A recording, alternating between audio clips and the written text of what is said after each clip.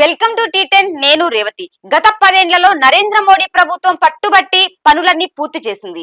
సంప్రదింపులు, సమీక్షలు వంటివేమీ లేకుండా చేయాలనుకున్న చట్టాలన్నీ చేసింది. విమర్శలు వచ్చినా, వ్యతిరేకత వ్యక్తమైనా వినిపించుకోలేదు.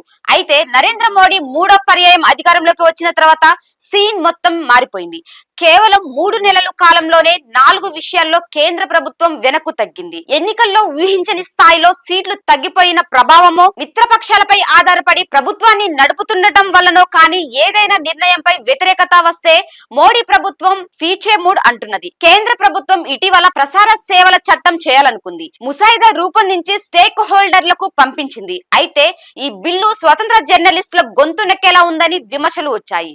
భావ ప్రకటన స్వేచ్ఛను హరించేలా ఈ బిల్లు ఉందనే ఆరోపణలు వెల్లువెత్తాయి. దీంతో కేంద్రం ఈ ముసాయిదా బిల్లును వెనక్కి తీసుకుంటున్నట్టు ప్రకటించింది. తర్వాత వక్ఫ్ బిల్లు విషయంలోనూ ఇలానే జరిగింది. వక్ఫ్ బోర్డు వ్యవస్థలో కీలక మార్పులు చేస్తూ మోడీ ప్రభుత్వం చట్టం చేయాలనుకుంది. అయితే వక్ఫ్ బోర్డులో ముస్లిమేతరులను చేర్చేందుకు కేంద్రం ప్రయత్నిస్తున్నదని పెద్ద ఎత్తున విమర్శలు వచ్చాయి.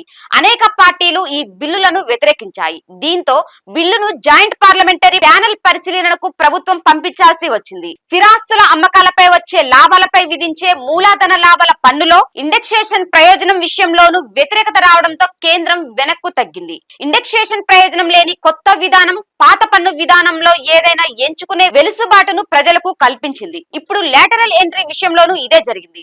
2018లోనూ ఈ విధానంలో కేంద్రం పలు నియామకాలు చేపట్టింది. అప్పుడు విమర్శలు వచ్చినా పట్టించుకోలేదు.